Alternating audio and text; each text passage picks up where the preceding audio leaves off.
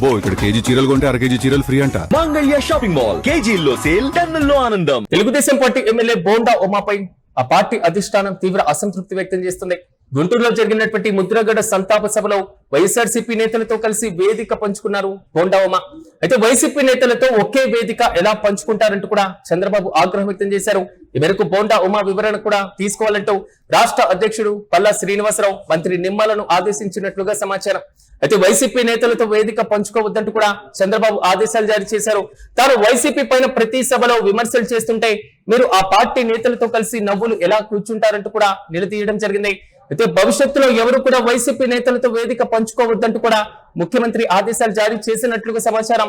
తెలుగుదేశం పార్టీలోని తీవ్ర చర్చనీయాంశంగా మారుతుంది బోండా ఉమా తీరు. విధానంగా విజయవాడలో జరిగినటువంటి ముద్రగడ సంస్మరణ సభలో బోండా ఉమామహేశ్వరరావు పార్టిసిపేట్ చేశారు. ప్రధానంగా అంబటి రాంబాబును ఆయన ఆలింగనం చేసుకోవడం, చిరునవ్వులు చిందించడం, మాట్లాడినటువంటి తీరుతో పాటుగా ప్రధానంగా ముద్రగడ విగ్రహాన్ని మేము ఏర్పాటు చేస్తాం, కాపులు అసంతృప్తిగా ఉన్నారు, కాపుల అసంతృప్తి ఏ పార్టీకి మంచిది కాదు, 2019 ఎన్నికల్లో కాపులు అసంతృప్తిగా ఉన్నారు కాబట్టే తెలుగుదేశం పార్టీ ఓడిపోయింది. ఇది ఎమ్మెల్యే బోండా ఉమా చేసినటువంటి కామెంట్. ఇదే కామెంట్స్ పైన తెలుగుదేశం పార్టీ అధిష్టానం తీవ్ర అసంతృప్తి వ్యక్తం చేస్తున్నట్లుగా తెలుస్తుంది. రాష్ట్ర శాఖ అధ్యక్షుడు పల్లాతో పాటుగా మంత్రి నిమ్మల వీరిద్దరిని కూడా వెంటనే బోండా ఉమా యొక్క వివరణ తీసుకోవాల్సిందిగా ఆదేశాలు కూడా జారీ చేయడం జరిగింది. ఇంత వివాదాస్పదంగా తెలుగుదేశం పార్టీ ఆగ్రహానికి గురైన ఎమ్మెల్యే బోండా ఉమా కామెంట్స్ ఏంటో ఓసారి చూద్దాం. 2019లో అధికార మార్పిడి జరిగిందని కూడా తెలియజేస్తా ఉన్నా. మేము అధికారం కోల్పోయాం 2019లో. ఆ 2019లో మేము అధికారం కోల్పోవటానికి ముఖ్యమైన కారణం ముద్రగడ్డ పద్మనాభం గారి ఉద్యమం అని కూడా తెలియజేస్తా ఉన్నాం. అంటే ఈ కాపు సామాజిక వర్గం ఎటువైపు నిల్చుంటే అటువైపు ప్రభుత్వాలు వస్తాయి. రాష్ట్రంలో 5 కోట్ల జనాభాలో 1 కోటి మంది పైగా ఉన్నటువంటి బలిజాస్, కాపు, తూర్పు కాపు, ఒంటరి ఈ సామాజిక వర్గాలు అధికారాన్ని డిసైడ్ చేస్తాయి. ఆక్రమణని అర్థం చేసుకోవాల్సిన అవసరం ఉంది. కాబట్టి ఆ పరిస్థితుల్ని వాళ్ళ న్యాయపరమైనటువంటి కాపు సామాజిక వర్గ న్యాయపరమైన డిమాండ్లని తప్పనిసరిగా అధిష్టానం దృష్టికి తీసుకెళ్తాం. అధిష్టానం దృష్టిలో తీసుకెళ్లి ఉన్నటువంటి ఆర్థిక పరిస్థితుల్లో మరి ఇచ్చినటువంటి హామీలకు అనుగుణంగా ఎంతవరకు చేయగలుగుతామో అంతవరకు చేయటానికి కృషి చేస్తామని కూడా ఈ ముద్రగడ్డ పద్మనాభం గారి సంస్కరణ సభ ద్వారా మీ అందరికీ తెలియజేస్తా ఉన్నాం. ఇది ఆయన చేసినటువంటి కామెంట్స్. ఇదే అంశంపై మరింత సమాచారం మా ప్రతినిధి వెంకట్ నాయుడికి తెలుసుకుందాం. వెంకట్ చెప్పండి, ఎమ్మెల్యే బోండా ఉమాపై తెలుగుదేశం పార్టీ అధిష్టానం అసంతృప్తి వ్యక్తం చేయడం, వైసీపీ నేతలతో కలిసి వేదికను పంచుకోవద్దు అంటూ కూడా హితబోధ చేయడం, వివరణ తీసుకునేటువంటి ప్రయత్నం, అసలు ఎలా చూడొచ్చు అంటే ఈ మొత్తం వ్యవహారాన్ని, రీసెంట్ అప్డేట్స్ ఏంటి? గత కొన్ని రోజులుగా కూడా బోండా ఉమా వ్యవహార శైలి కూటమిలో చర్చనీయాంశంగా మారింది. ఏకంగా అసెంబ్లీలోనే జనసేన అధినేత ఉప ముఖ్యమంత్రి పవన్ కళ్యాణ్ తో సొంతం పూసుకోవడం, ఈ పొల్యూషన్ కంట్రోల్ బోర్డుకు సంబంధించి చేసినటువంటి కామెంట్స్ ఇవన్నీ కూడా కాస్త సంచలనంగా మారినటువంటి పరిస్థితి ఉంది. ఇక ఆ తర్వాత అంటే ఆయనకు సొంతగా కాపు సామాజిక వర్గం మీద అభిమానం ఉండటం, అదేవిధంగా కాపు సామాజిక వర్గానికి సంబంధించి పలుమార్లు వ్యాఖ్యలు చేయటం, ఇవన్నీ కూడా గత ఏడాది కాలంగా మనం ఎక్కువగా చూస్తూ వస్తున్నాం. అయితే ఇక తాజాగా ఒక అడుగు ముందుకేసి వైసీపీ నేతలతో కలిసి స్టేజ్ పంచుకోవడం, అలాగే అంటే తెలుగుదేశం పార్టీని నిత్యం విమర్శించేటువంటి అంబటి రాంబాబు లాంటి వాళ్ళతో కలిసి తిరగడం, ఇటువంటి అంశాలకు సంబంధించి తీవ్ర స్థాయిలో విమర్శలు వచ్చినటువంటి పరిస్థితి ఉంది. అదే విధంగా ఏకంగా ముద్రగడ పద్మనాభాన్ని అంటే తన జీవితం మొత్తం తెలుగుదేశం పార్టీని దాదాపు తెలుగుదేశం పార్టీని వ్యతిరేకిస్తున్న రాజకీయాలు గాని ఉద్యమాలు గాని చేసినటువంటి పరిస్థితి ఉంది. కాబట్టి అటువంటి వ్యక్తికి సంబంధించినటువంటి విగ్రహాన్ని తన నియోజకవర్గంలో ఏర్పాటు చేస్తానని బోండా ఉమా ప్రకటించడం, ఇవన్నీ కూడా వివాదాస్పదంగా మారినటువంటి పరిస్థితి ఉంది. ఏది ఎలా ఉన్నప్పటికీ కూడా అంటే రాజకీయంగా తెలుగుదేశం పార్టీ ప్రస్తుతానికి అంటే కంఫర్ట్ జోన్ లోనే ఉన్నట్టుగా కనపడుతున్నప్పటికీ ఇటువంటి వ్యవహారాలు ఏవైతే ఉన్నాయో, ఇటువంటి అంశాలు ఏవైతే ఉన్నాయో ఇవన్నీ కూడా తలనొప్పిగా మారేటువంటి అవకాశం ఉంటుంది.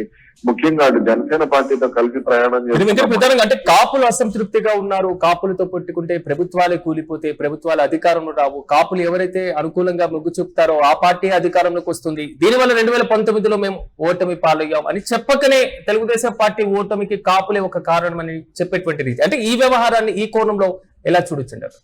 ఇప్పుడు బోండమ్మ చేసినటువంటి వ్యాఖ్యలు కరెక్టే.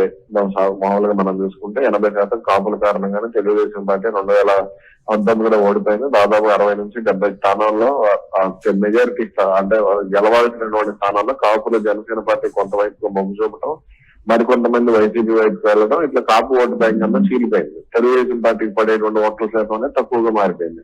దీనికి ప్రధాన కారణం అది అప్పుడు కాపు రిజర్వేషన్ల అంశం కానీ, అదే విధంగా జనసేన పార్టీ వ్యవహారం కానీ, ఇలా కొన్ని అంశాలకు సంబంధించి పార్టీ మీద వ్యతిరేకత పెరిగింది.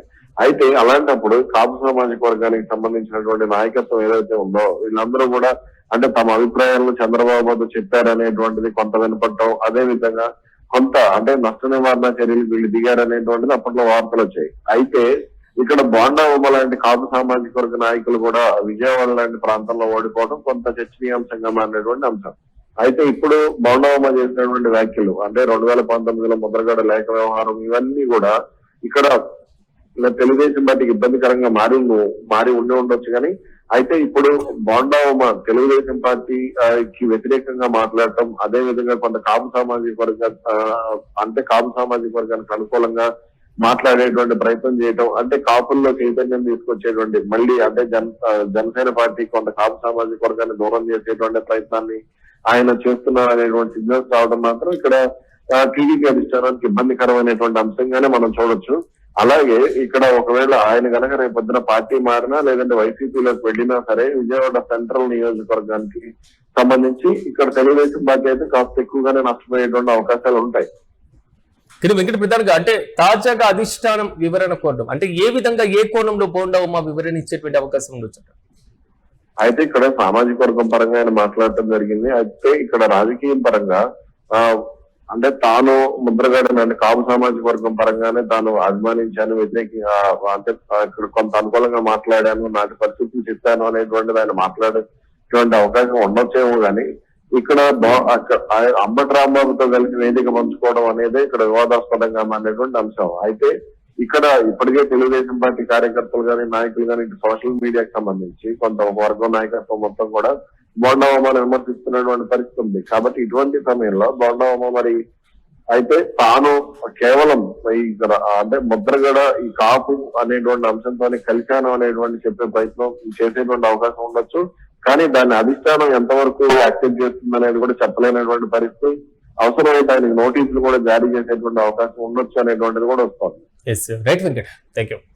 బోండమ్మ పైన తెలుగుదేశం పార్టీ అధిష్టానం అయితే తీవ్ర అసంతృప్తి వ్యక్తం చేస్తుంది. గుంటూరులో జరిగినటువంటి ముద్రగడ సంతాప సభలో వైసీపీ నేతలతో కలిసి వేదిక పంచుకున్నారు బోండమ్మ. వైసీపీ నేతలతో కలిసి అసలు ఒకే వేదిక ఎలా పంచుకుంటారు అంటూ కూడా తెలుగుదేశం పార్టీ అధిష్టానం ఆగ్రహం వ్యక్తం చేస్తున్నట్లుగా సమాచారం. ఇవరకు బోండమ్మ వివరణ ఇవ్వాలంటూ కూడా రాష్ట్ర అధ్యక్షుడు పల్లా శ్రీనివాస్ తో పాటుగా మంత్రి నిమ్మలను ఆదేశించినట్లుగా సమాచారం. మరోవైపు వైసీపీ నేతలతో కలిసి వేదిక పంచుకోవద్దు అంటూ కూడా క్షేత్రస్థాయి నేతలకు ఇప్పటికే ఆదేశాలు జారీ చేశారు. తమ ప్రతిసారి కూడా వైసీపీ నేతలపైన వైసీపీ పార్టీ పైన పదే విమర్శలు గుప్పిస్తుంటే క్షేత్రస్థాయిలో మీరు మాత్రం ఆ పార్టీ నేతలతో కలిసి నవ్వులు పూయించడం, ఎలా వారితో కలిసి కూర్చుంటారంటూ కూడా పార్టీ అధినేత నిలదీసినట్లుగా తెలుస్తున్నాయి. భవిష్యత్తులో ఎవరు కూడా వైసీపీ నేతలతో వేదిక పంచుకోవద్దంటూ కూడా తాజాగా ఆదేశాలు జారీ చేసినట్లుగా వాదన వినబడుతున్నాయి. చూడాలి దీనిపైన బోండా ఉమా ఏ విధంగా వివరణ ఇవ్వబోతున్నారు, పార్టీ అధిష్టానం ఆగ్రహం చేసినటువంటి నేపథ్యంలో గుంటూరు సభ పైన ఏ విధంగా స్పందించబోతున్నారు.